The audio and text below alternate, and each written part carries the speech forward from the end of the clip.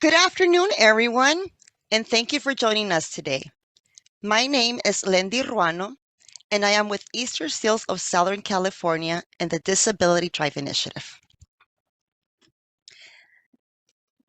Today's live webinar, Building Lifelong Skills and Relationships Through Social Recreation and Camp Services, will be offering Spanish and ASL interpretation. Next slide, please. Para las personas que necesitan o prefieren el español, usted puede acceder a este servicio haciendo clic en el icono con el globo en la parte baja de su pantalla que dice Interpretation. Después, haga clic en Spanish. Aquí tendrá la opción de silenciar el audio original y podrá escuchar la voz de Mark Gutiérrez traduciendo. En el canal de español tendrá la opción de seleccionar Mute Original Audio y escuchará solamente al intérprete. Si no selecciona esto, entonces escuchará a los presentadores de habla inglés al fondo. If you prefer to listen in English, please stay with original sound on. If you select English, you will hear silence. Our ASL interpreter is Destiny Bradford. She has been spotlighted so she can always be seen throughout the presentation.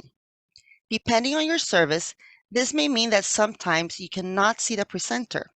We do apologize for the inconvenience, but we want to make sure that this live meeting and recording can be accessible to everyone.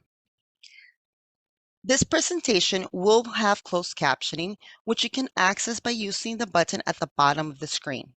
Next slide, please. A few things to note about Zoom before we get started. This meeting is being recorded to allow us to refer to today's discussion and the input we receive. You can hear and see us, but we cannot hear and see you. Everyone has been muted automatically, and your camera is not turned on. Chat is not activated for attendees. However, presenters will be sharing some information through the chat during the webinar. If you would like to ask a question or provide a comment, please use the Q&A feature at the bottom of your screen. As a reminder, please indicate who your question or comment is for. We do have staff monitoring and responding as necessary. Some questions will be answered in real time, or we may ask for your email address so we can follow up after the webinar. Si necesita hacer preguntas o comentarios en español, lo puede hacer utilizando la caja que dice Q y A. Tenemos personal bilingüe asistiendo. Finally, at the end of today's webinar, we'll be asking you to participate in our post-event survey. Once the webinar is over, a new window will pop open with a survey. Please provide your feedback so we can improve in future events. Now, it is my pleasure to introduce Executive Director at California Disability Services Association, Barry Jardini. Barry? Thank you so much, Lindy, for the introduction, and good afternoon, everyone. Welcome to the latest installment of this Disability Thrive Initiative webinar series. We're so grateful and happy that you're here with us today. Hope everyone is staying safe and healthy. Today's webinar, as Lindy indicated, is on building lifelong skills and relationships through social rec and camp services. This is a really important topic for the Disability Thrive Initiative, which is really all about how we're stronger together and building relationships and how that can benefit our lives. And we hope that today's presentation will give you some valuable insights on services you can either provide or services you can receive to improve your lives and build some of those relationships that we all rely on to live full and happy lives. Next slide, please. So just to give you an overview of what we're going to be talking about today and some of the great presentations that you will see. As you can tell from the screen, we've got a fairly full agenda for you all today. We're going to start out with a little bit of a deeper dive on the significance of social rec and camp services and how important they are now that they are back. We will have a presentation by a program that has worked with its regional center, Easter Seals, and Lanterman Regional Center on a peer-to-peer program and the benefits of that program. And then we will have a video presentation on users who actually are participants in the program and the benefits that they have found through that program. Then we'll head over to another program, Watch Resources, where we'll learn about their social recreation program. We will then transition to regional center presentations, where Golden Gate Regional Center will kind of highlight the value of social rec and camp services and go into how you can actually work with a regional center to launch a social recreation program. We'll have a great slideshow of some folks in action in their programs. And then finally, we'll close with some detailed facts and tips for providers who might be interested in starting up social rec and camp services, as well as some tips for those who might be interested in pursuing those services. So with no further ado, let's get started. So the next slide, please. I would like to introduce to you all today, Amber Carey Navarrete, the Director of Programs, Person-Centered Services at Easter Seals of Southern California, and Laura Glassman, the OPS Coordinator for Easter Seals Southern California, to talk about the significance of social rec and camp services. Amber and Laura?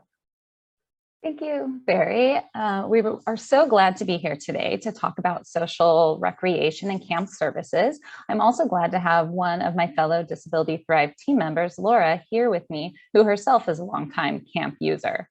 First of all, I hope many of you in attendance have been following all the great information and webinars about these services since their funding was restored about a year ago.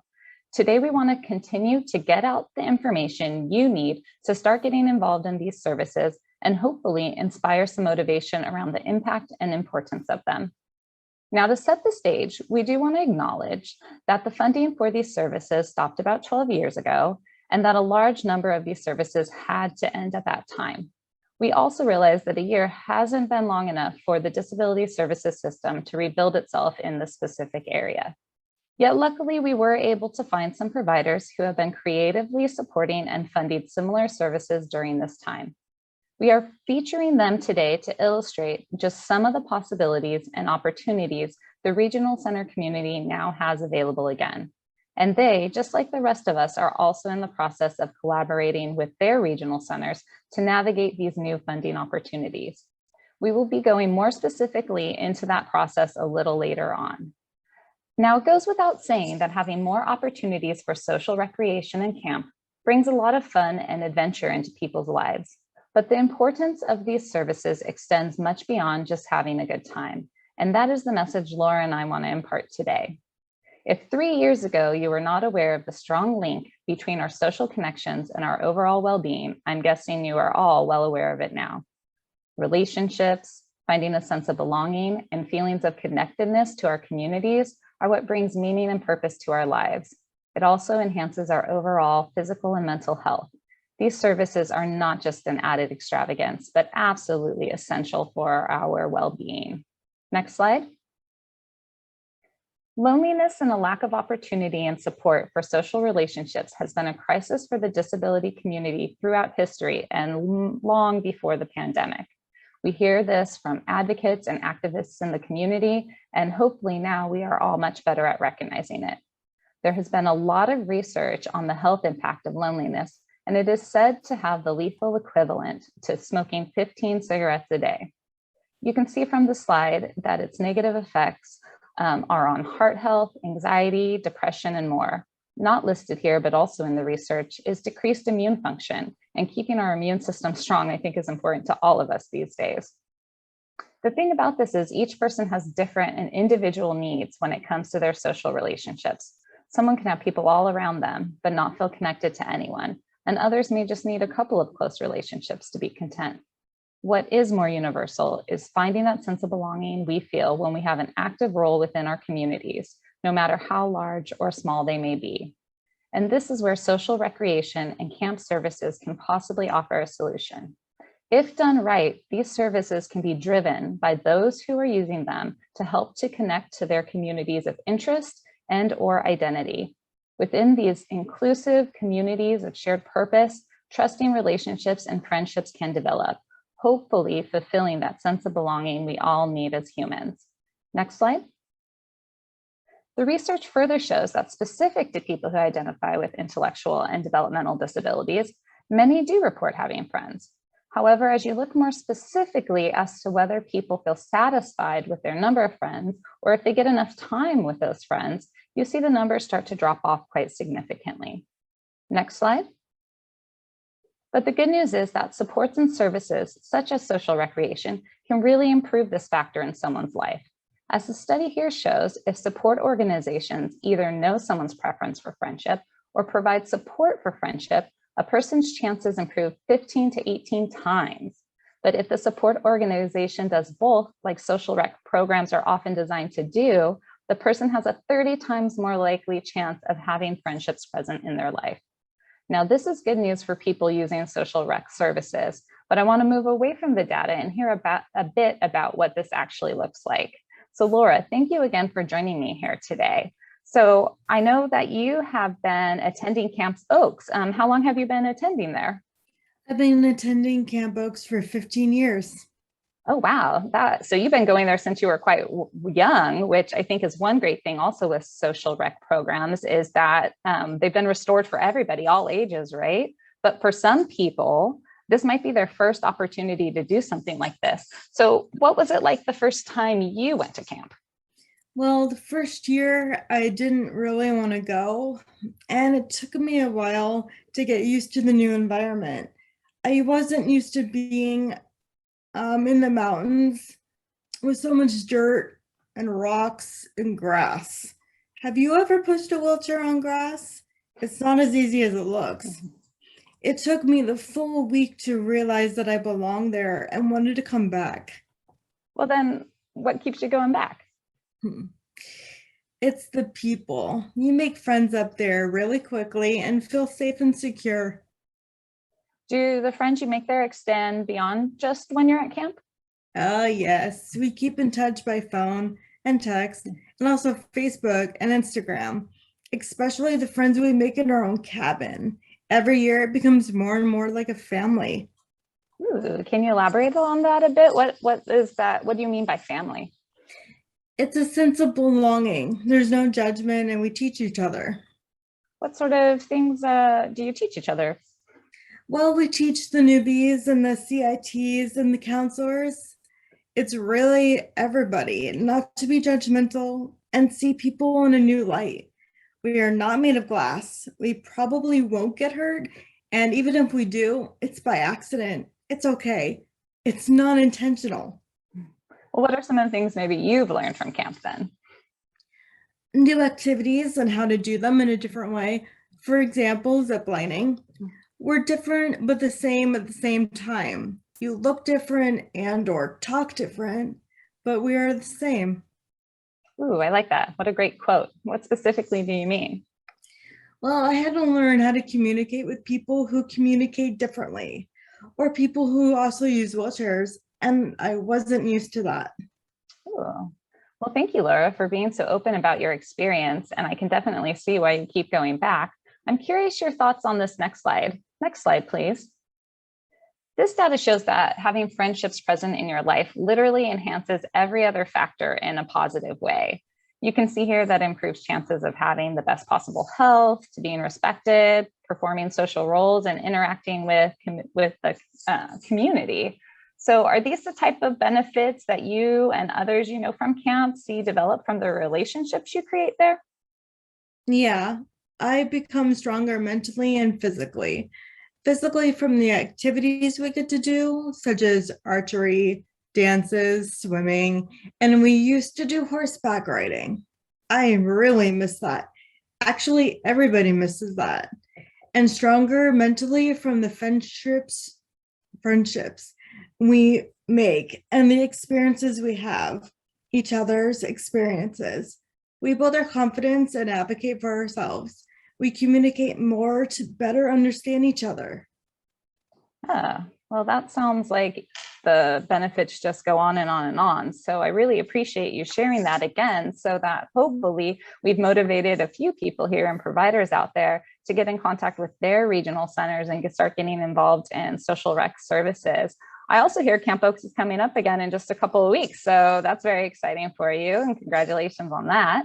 Thank you. And thank you again for taking your time here today. Now, next slide, please.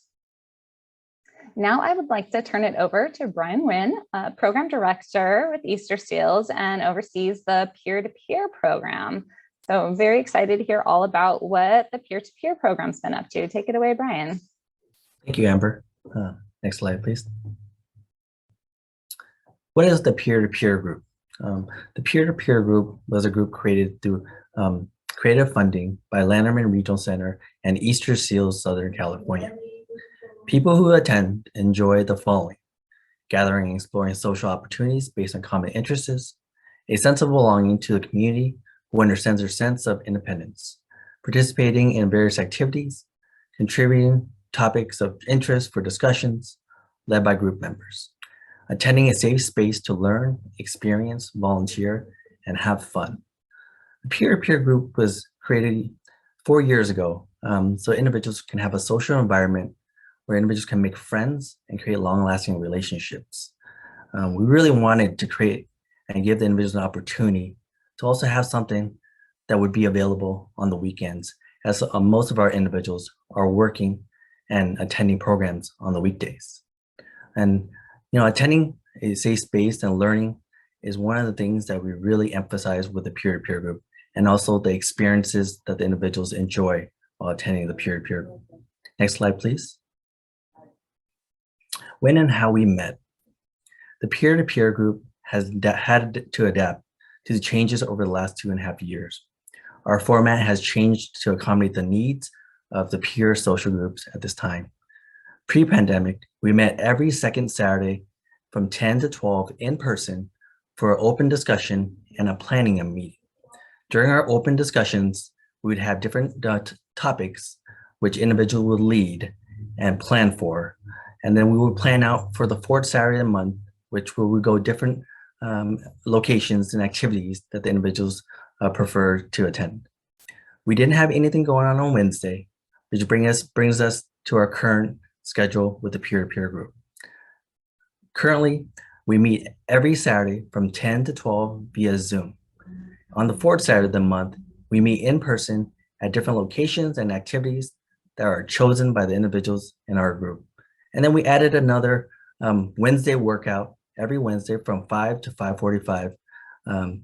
We changed the format over the last 2.5 years because, like Amber said, isolation and individuals being stuck at home during the pandemic has really created a lot of issues for some of our individuals. And adding the Wednesday workout has just increases the ability to engage with their peers and also promote healthy lifestyle. Next slide, please. Our experiences.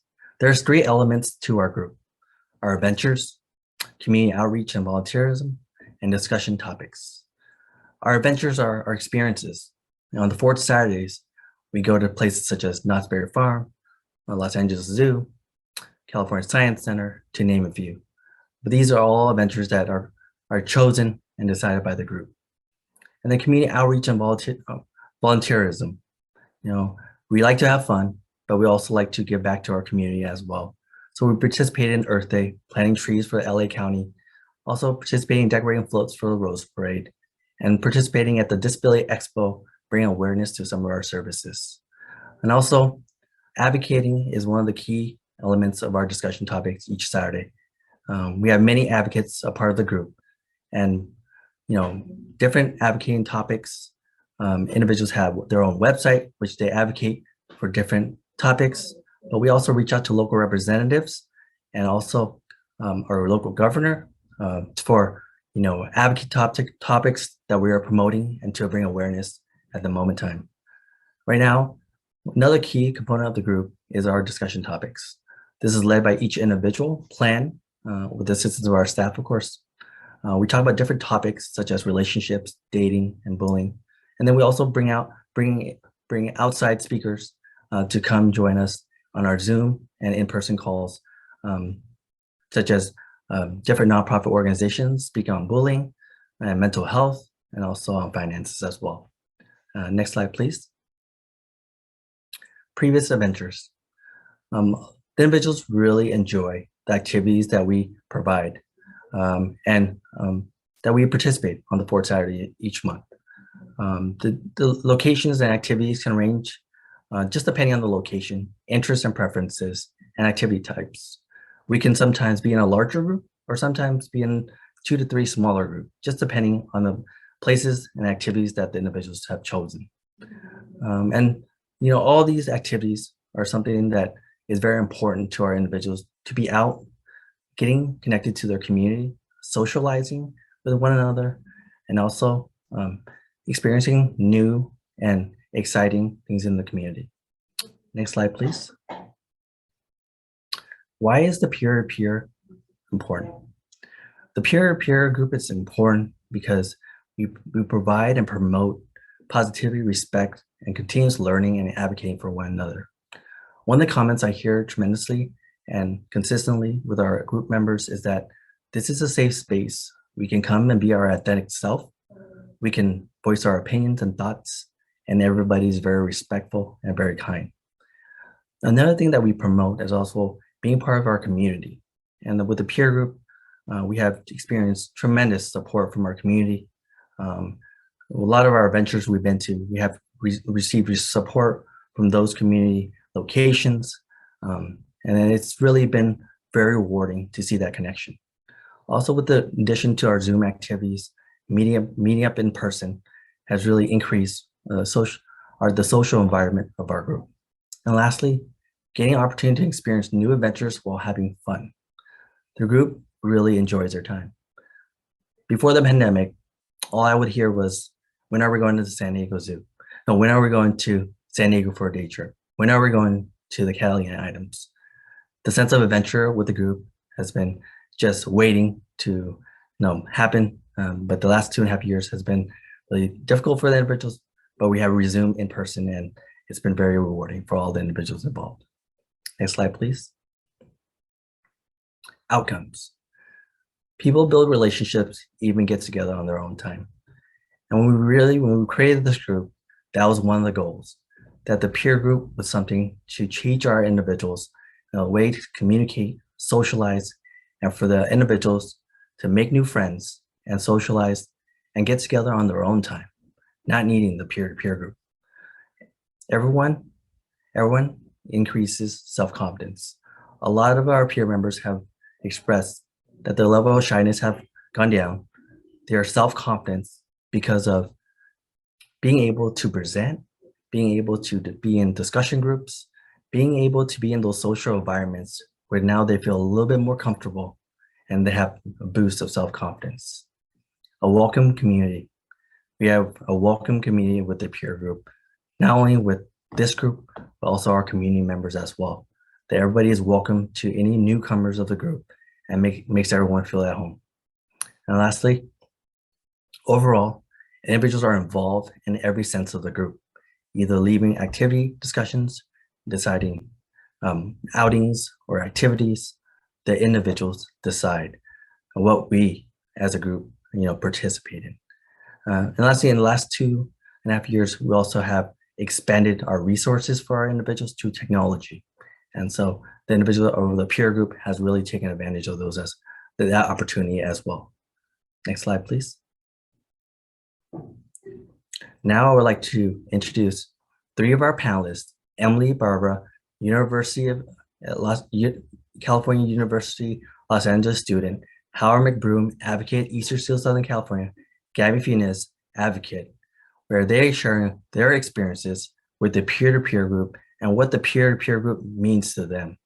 Here's a summary of the discussion of the group. Thank you so much.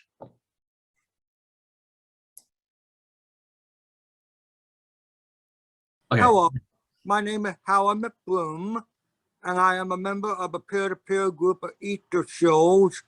I was one of the people who helped found the peer-to-peer group along with Brian. We decided to adopt Easter Show as our venue for it because we wanted to, our Choir Advisory Committee group, of which I am a chairperson, wanted to create a group of people who, so we could socialize more and make a wider social group. And we show Easter shows and Brian, and that's how I got started with a peer-to-peer group. Howard. My name is Brian Nguyen from Easter Seals Day Program in Glendale, Program Director. My name is Gabby. I'm from Mrs. Sales Program. Hi, my name is Emily. I'm also a member of the peer-to-peer group for Easter Sales. Thanks for joining us today, guys. I want to have a conversation today regarding our experiences with our social recreational group and peer-to-peer group. So I want to start out with the first question is that how has the peer-to-peer group been impactful in your life, Howard? Well, it made a big difference in my life. It had given me more friends, more greater opportunity to be friends, to make friends with people. And we started out by meeting at a location in downtown Los Angeles before the pandemic. We would meet on the second Saturday of each month, and we would do presentations about things. I did a couple of presentations myself, and then we would decide where we were going to go on the fourth Saturday of each month. And that was our format prior to the pandemic. And when the pandemic began, we met on Zoom every Saturday instead of every other Saturday. And we had to start going outing for a while. But that made a great difference in my life during that time.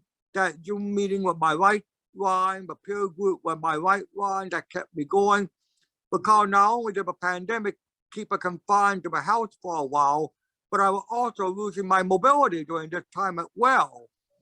I used to be able to walk, but unknown to me at the time, an autoimmune disease was crippling my legs, and I was losing my mobility at the same time that the pandemic was keeping me from going out. And that was very hard on me. I'm a peer-to-peer group. That was my lifeline that kept me going. Without it, I don't know what I would have done. And now we have a format where we continue meeting every week on Zoom, and we're going on outing on the fourth Saturday each month. And being able to meet with these people means everything to me. It kept me going during the pandemic. And I love talking with my friends online. It is so good to have a social group like this. Howard, how was your social, the social part of your life before the peer-to-peer group was created, and how's it now? Rather restricted before. I would go to church every Sunday, and that was about it as far as social life went. But now it's more expanded, it is larger. I have my peer-to-peer group now to meet with, and I also have my advocacy class and my public speaking class, and that helps a lot too. I get to talk to a lot more people now, and that is my purpose in life. So the peer-to-peer group is helping me fulfill my purpose in life. Thanks, Howard. Gabby, how about yourself? How has the peer-to-peer group been impactful in your life? The COVID situation and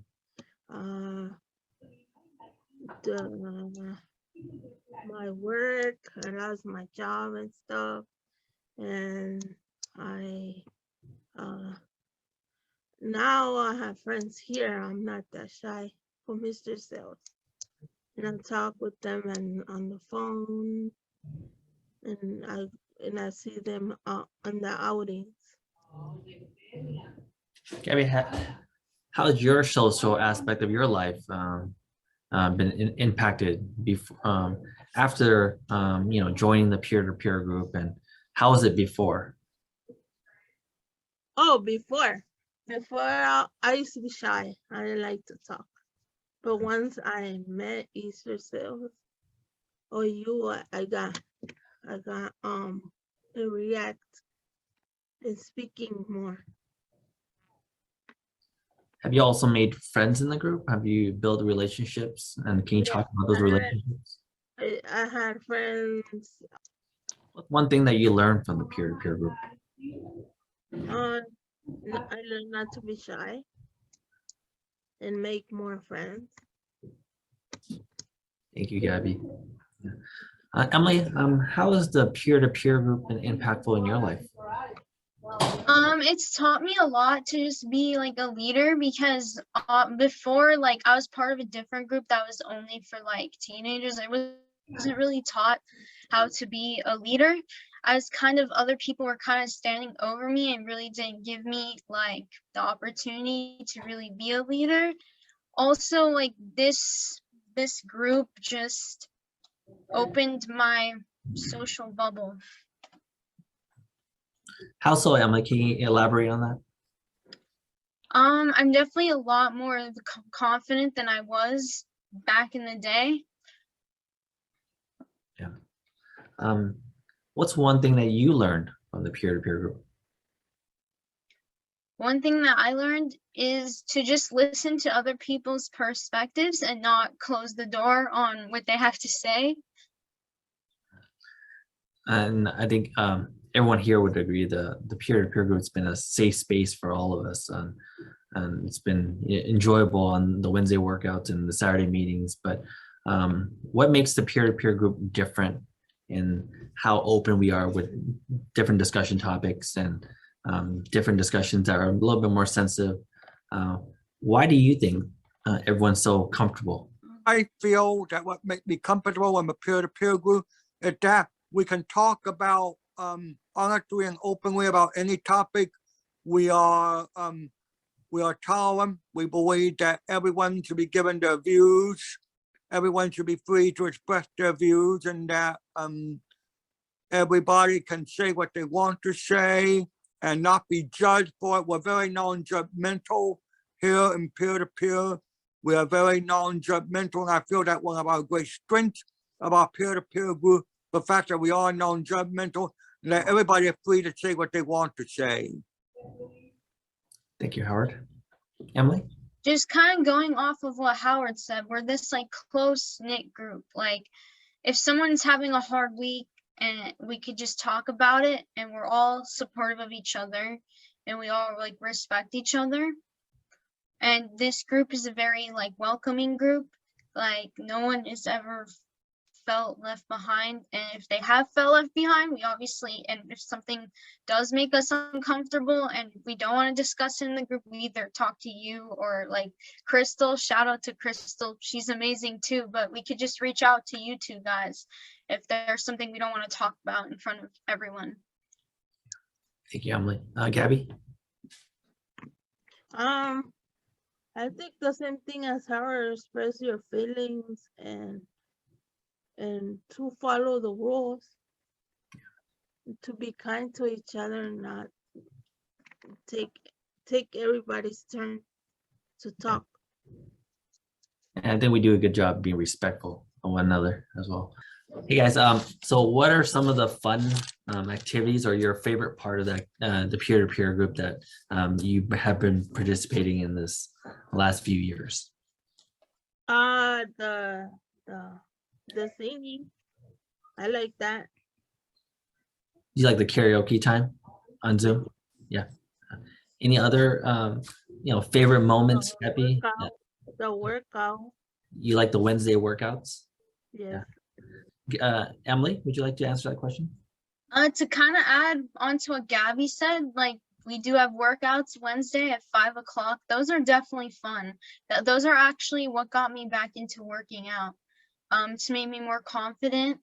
Also, my favorite outing, to be honest with you, this was like before COVID. We did like a tree planting thing, and if I recall this well, you took pictures of us and you gave them to us and you printed them out. That was very special. Hopefully we can do that again. Like you take pictures and you print them out, because that's what actually made me want to stay in the group, because I was kind of over the edge. Do I like this group or do I not? And then the photos was like, look how much fun I've had. I haven't had this much fun in a long time. Also, I just really like, I like our outings too. They're really fun. Gabby, you have your hand raised? Well, I like the science center. You like That this was nice. We took pictures and stuff. Yeah. And I really like that. I enjoy that. Thank you, Gabby, for sharing. Howard? my favorite part of the outings, and my favorite outing at the California Science Center and the Santa Monica Peer Group. That was a nice outing too.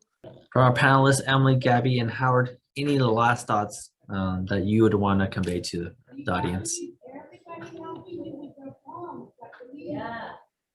I will say this, like, I would encourage you to join, even if you're nervous. I know what it's like to be in a new group. So it can be nerve-wracking the first time starting a new group, but once you are in it for like a while, you're gonna get used to it. So that's my advice. So you would like to see more programs or social recreational programs like this, Emily, out there for everyone? Yeah, there should be, and it should be more out there, not just from like, you know, like it should just be spread more. Yeah. Because if people don't know about it, they're not gonna join. Thank you, Emily. Gabby, Howard, any last comments? No, Well, my final comment is that the peer-to-peer group is a wonderful thing. It enabled me to communicate with a lot of people and to meet my new friend. I encourage everybody who wants to join the peer-to-peer group to join it. Emily, Gabby, Howard, thank you so much for your time. Yeah.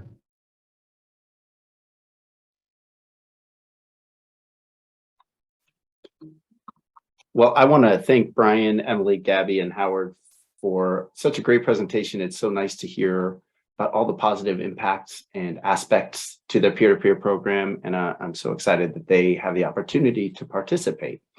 But we're going to transition now to another program who's been doing social rec for quite a long time, and that's Watch Resources. And I would like to welcome to today's presentation, Micah Sutton, the Director of Program Services for Watch Resources. Hi, Micah. Hi, thank you very much, Barry. I am excited today to be talking to everybody about Watch's social recreation program. They're otherwise known to us as High Gear. Watch Resources began as a day program in 1972 with the assistance from a lot of dedicated family members and community friends.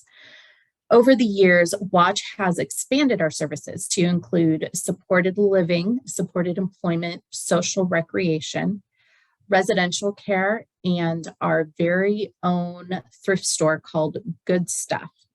Now, Watch introduced their social recreation to their program in 1987. So they have been operating their social recreation for a considerable amount of time. Right now, Watch currently serves 160 people in the small rural counties of Tuolumne and Calaveras. Now, it's important to note that Tuolumne and Calaveras counties are very small, and the number of resources available to persons with disabilities is rather limited. So the fact that Watch is able to serve as many people as we do is rather significant and goes to show the importance of Watch in the community. Approximately 90 of the 160 people that use Watch services have purchases to participate in our social recreation program, otherwise known as High Gear. Next slide, please. So Watch's High Gear program is funded through the individual program plan process, otherwise known as the IPP process. Now, this funding, along with the very strong relationship with the regional center, made it possible for Watch to continue with their social recreation program despite the budget cuts that affected social recreation in 2009. How this works is a questionnaire is used by the service coordinator during the consumer's annual meeting. Now, this questionnaire determines the total number of hours the regional center will fund for each consumer for the length of their contract. The service coordinator submits a purchase of service for the hours the person is eligible to receive. Now, it is important to note here that the way the purchase is written is for a total number of hours for the entire contract, which generally is for about a year. Now, this is specifically designed so that each consumer has the choice of using all of those hours all at once, or they can spread them out throughout the year. This really gives them the opportunity to really decide what activities that they want to participate in throughout the year. In addition to that purchase for hours for events, we also get a purchase for transportation. Now, this allows Watch to provide a door-to-door transportation service for every single consumer. And this part is essential for the program because transportation is not always readily available in our counties. So therefore, this part is a very important part for our consumers to be able to access our social recreation program. Next slide, please. So how High Gear works is very simple. A purchase is received for the event hours and a purchase for transportation for each consumer. Once we have those purchases in place, a monthly event calendar and a sign-up sheet is given to each consumer about 2 weeks before the start of each month. And then each person receives assistance reviewing the choices of activities for the month, and they receive assistance signing up for those chosen events.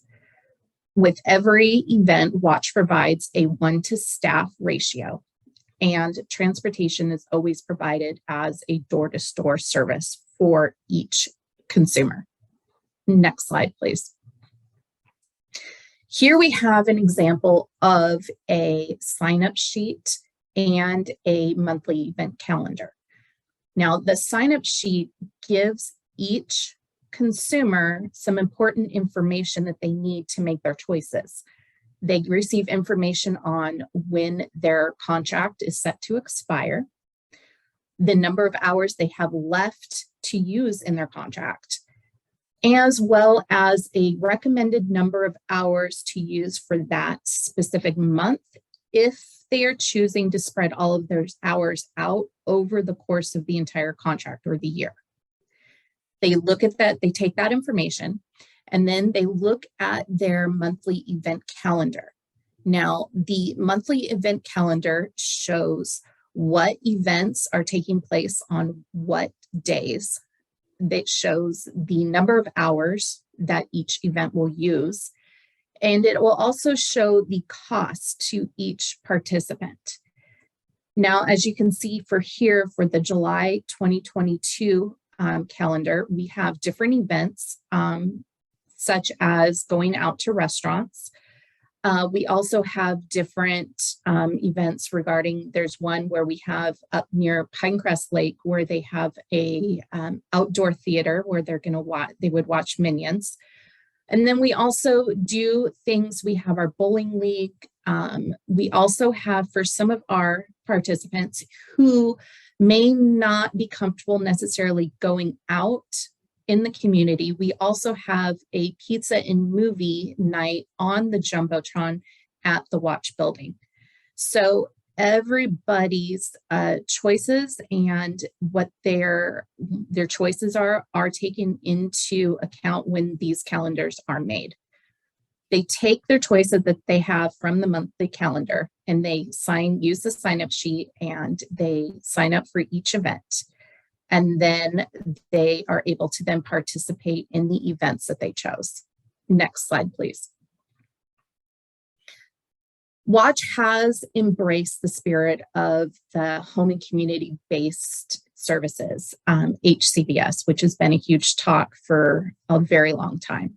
And how Watch does this is by a number of ways. One is a quarterly High Gear potluck event, and these events are attended specifically to present and discuss new events that can be put on the calendar.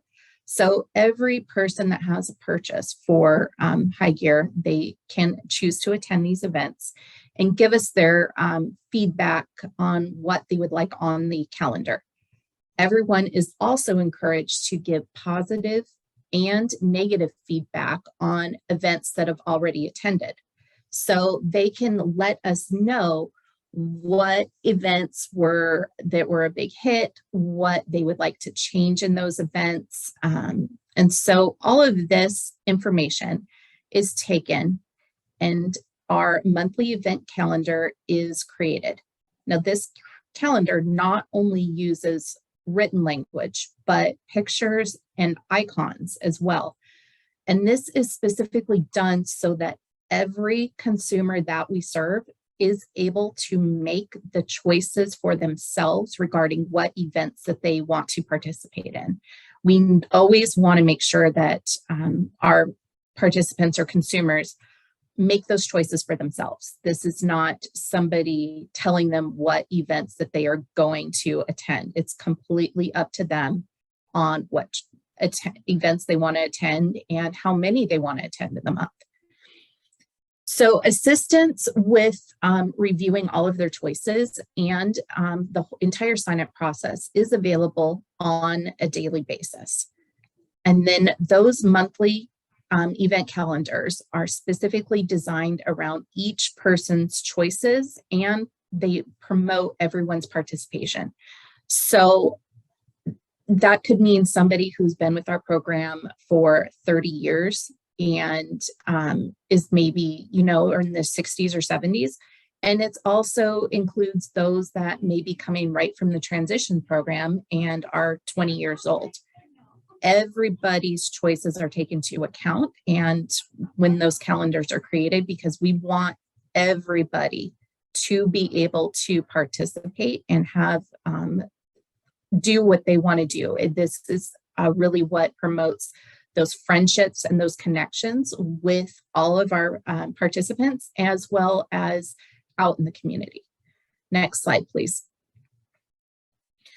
So the participant satisfaction for our program really is at the heart of everything that we do.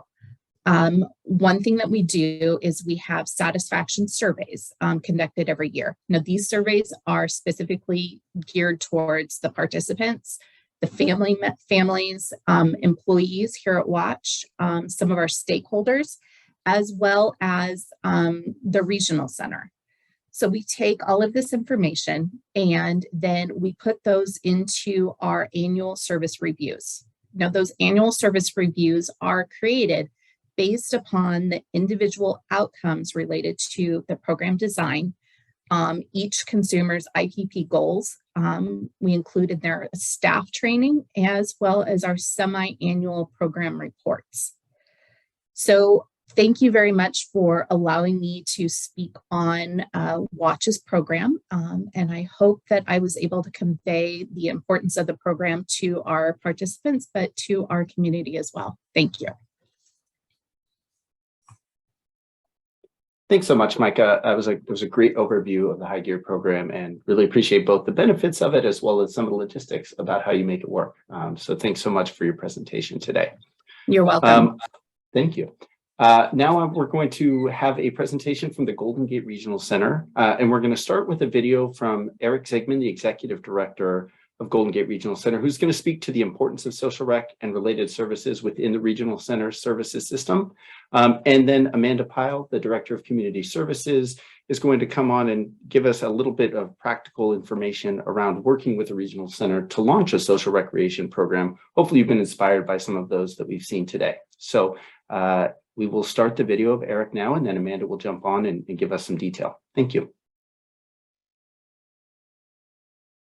I'm Eric Ziegman, the Executive Director of Golden Gate Regional Center, and I wanted to say a few words about the return of social rec in camp after, 12 years or so, where we weren't able to provide those services. You know, the Lanterman Act really talks about the individuals we serve having a large role in the design of their supports. And when we really listen to the people we serve on an individual basis, we hear from them that more than just where they live and having food and having something to do during the day or having a job is important. You know, they tell us transportation is important. They tell us relationships are important. And they often talk about the stuff that they like to do, that they love to do, which is important to all of us. I think when we hear social recreation, it sounds almost clinical, but when we experience doing things we love in life, we don't think of them as smaller than or minimized compared to the other activities we do each day. So I think the Lanterman Act in its sort of preamble talks about the individual participating in decisions affecting their own lives. So that means, you know, where and with whom they live, their relationships, and people in the community, the way they spend their time, including education, employment, and leisure, and the pursuit of their own personal futures. So as people build their identities and tell us what they want to do, obviously what we have traditionally called social recreation and camp and those kinds of services are hugely important. So it's a gift that they've been restored as now non-prohibited services, things we can do. We're trying to rebuild those systems and have the individuals we serve lead us to help develop, you know, what we can do now and what we can do in the future. So really happy to be invited to talk about the importance of social rec in camp. And I think we're going to have Amanda Pyle talk a little bit more about our perspective on what's available now and what we're trying to do to make things more available in terms of social rec in camp to the people we serve.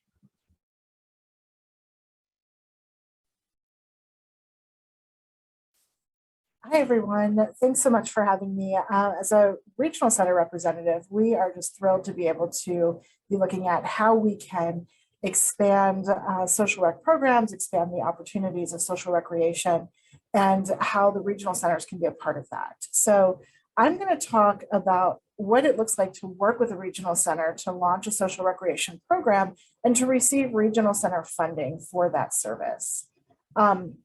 So the first thing that we want to look at is what's called the vendorization process. And this is the process that any interested provider does with their regional center so that the regional center can make sure the provider meets all requirements to provide the service. So these are things like writing a program design or a program description, completing the application to make sure that providers meet the requirements, talking about rates, which we're going to talk a little bit more in one of our next slides. And just going through, sorry, if you can go back to the, thank you. And just going through all of the paperwork process. So the regional center will support an interested service provider in going through that process so that somebody can go from starting their service to being able to implement their service or provide that service to their community. The vendorization process does have a timeline attached to it. So a regional center has 45 days to process a completed application. And this is tied to regulation, but it's also really important that this application is completed and accurate. And a lot of regional centers will, like I said, support you through that process. And it's important to pay attention to those details because if we're not paying attention to all the details in the application, then that can be what can hold up the process. Now, when we talk about what the process actually looks like, it's going to be a little different depending on the regional center. So the application and forms and the requirements for social rec are going to be the same as when they relate to Title 17 regulations, but how a regional center walks you through that process is going to look very different. So if you are interested in providing a social recreation service or getting funded by a regional center to provide that service, you really need to reach out to your local community services department at the regional center that serves the county that you are providing that service in. If you are unsure of which regional center serve the area that you are in, you can go to DDS's website, the Department of Developmental Disability Services, and that can link you to the regional center in your area. Now, let's walk through an example. If you were in San Francisco or San Francisco Bay Area and working with Golden Gate Regional Center. Next slide. So if you are in Golden Gate Regional Center's catchment area and you wanted to provide a social recreation service, the first thing that you would do is submit an email to the email address that we have on the slide, vendor@ggrc.org. That information is on our website. Most regional centers have similar information on their website for interested service providers. So at GGRC, when we hear that you're interested in providing a service, we'll send you a new vendor questionnaire. And that helps us get more information from the interested service provider about the type of service that they want to do, the ages they might be supporting, where they might be providing the service, and giving us that information at the beginning helps us assign a community resource developer to work with you. The community resource developer is that person that will really walk you through the entire process. Now, usually we'll have people email and send and request a new vendor questionnaire, but sometimes people will talk to their social worker and talk about a service that they're using in the community to see if they can get that approved for social recreation. And we'll have outreach from social work or other community members who have suggestions of services so that we also can do outreach in that way to fund those services. But once we know that somebody wants to provide a service, we assign them a community resource developer. They will walk through the vendorization paperwork with that service provider. They will go over what requirements might be around writing a description of the service. They'll read that description that gets submitted, give feedback on where there might be some changes, we're going to clarify some things more, explain things more, and talk about what looks really strong with that. Because we really want to work together with our interested provider to make sure that they have that completed vendorization application. Once that vendorization application is received and it's completed, then internally we work through the application approval process and make sure that we get everything approved and entered into our system.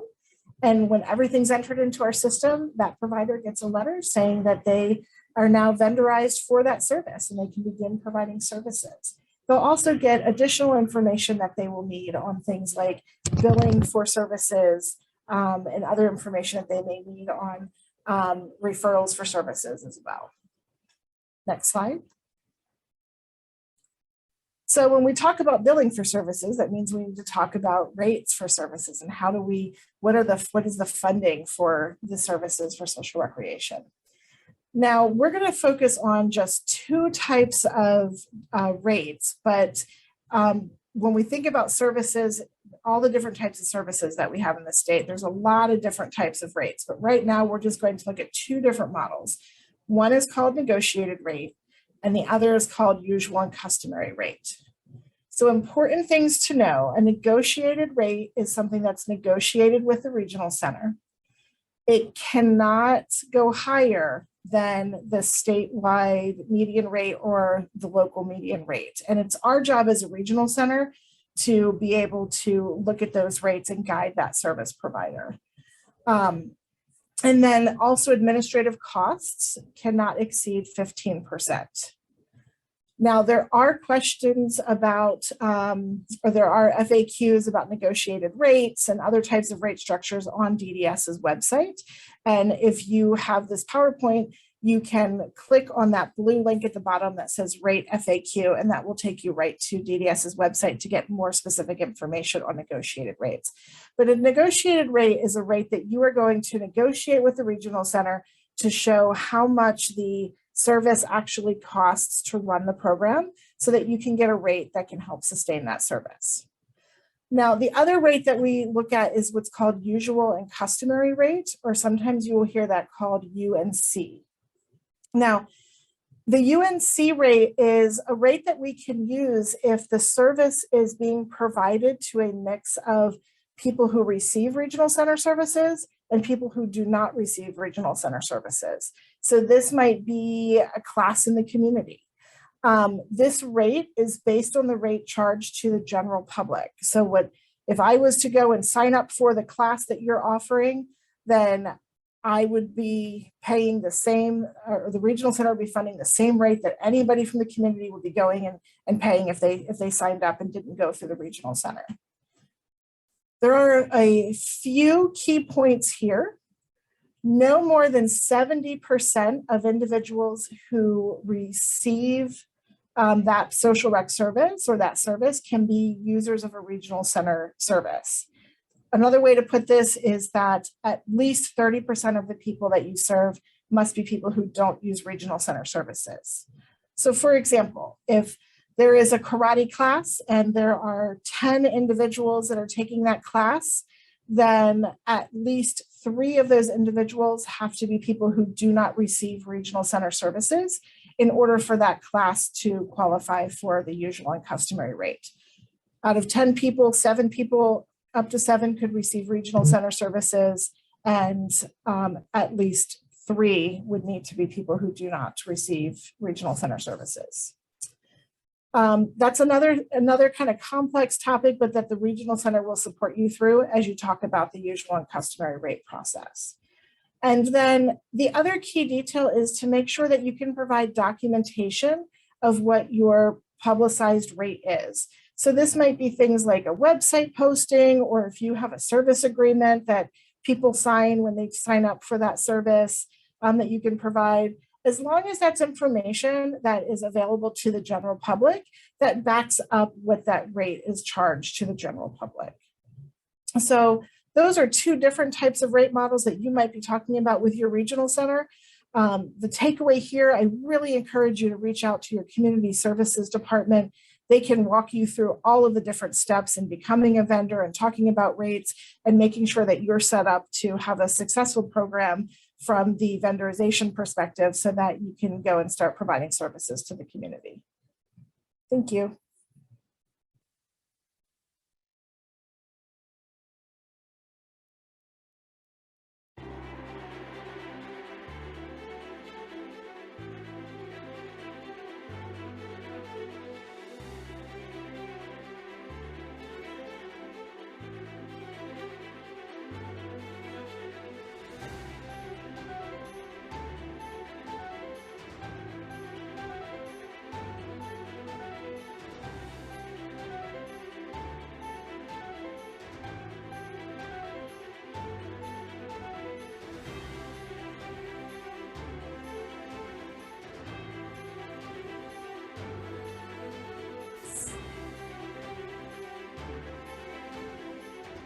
So that is all I have for Golden Gate Regional Center. We're definitely excited to have service providers that are interested in becoming social rec providers. If you know of service providers or agencies for social recreation or classes, please help refer them to your local regional center so we can expand the opportunities that we have.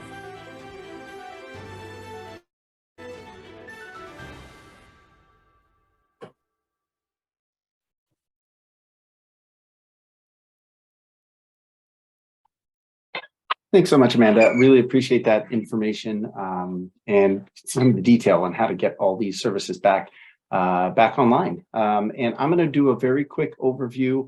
I'd like to note for anyone in the chat, we've dropped a fact sheet for providers who are interested in reestablishing these services. And my next few slides are just going to be a very high level overview of that fact sheet. And Amanda did such a great job explaining really how it works when you approach a regional center. As we know, services have now been restored, the prohibition is lifted, and we're all looking to use this to promote the development of new services. And hopefully you got some motivation and insights from some programs that presented today. Next slide, please. So again, it's been 12 years. The system needs to rebuild its capacity, as we've heard from other folks. Each regional center should be working on this. So if you're a provider interested in building these services or having a conversation about developing them, if you're an individual interested in looking for some of these social recreation camp services, you know, the fact sheet in the chat will provide you some key tips on how to do that. Next slide, please. Okay, one thing to note, between 2009 and today, some things certainly have changed. We have the HCBS settings rule that all programs are going to have to comply with if you're going to be vendored for a new service. So they have to be community-based, integrated, and support community participation for all. So that will be a factor that the regional centers are looking at as they are looking at your program designs for a social recreation or camp program. Next slide, please. And as I kind of alluded to earlier, there are a couple of pathways to service. If you are a person with a disability or a family member, you can go through that IPP process. to request these services. I think Micah spoke to that certainly in her presentation of how that works for Watch, and it's similar for everyone else. And if you're a provider of services, you will want to reach out to the regional center with a program design to meet the needs of those in your community and the interest level. And you'll approach the regional center to start that vendorization process. Next slide, please. Once you've been approved and you're funded for those social recreation or camp services, you will use that funding to provide the services. Again, the regional centers are your starting place to receive that. As you've seen from the presentations today, some have figured out how to maintain these services, but we're really trying to promote and highlight the opportunity to build a bigger infrastructure for these critical services. Next slide, please.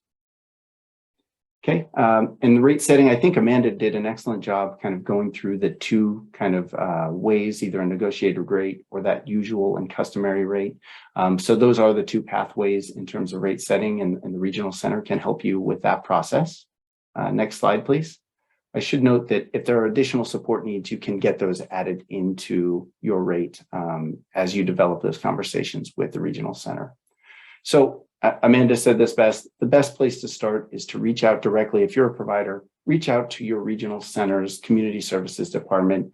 They can walk you through the process. The fact sheet that we have presented has more detail about each step in the process, but all of that is a fairly determined process, and you can follow it, and the regional center will help walk you through that as you look to begin these services.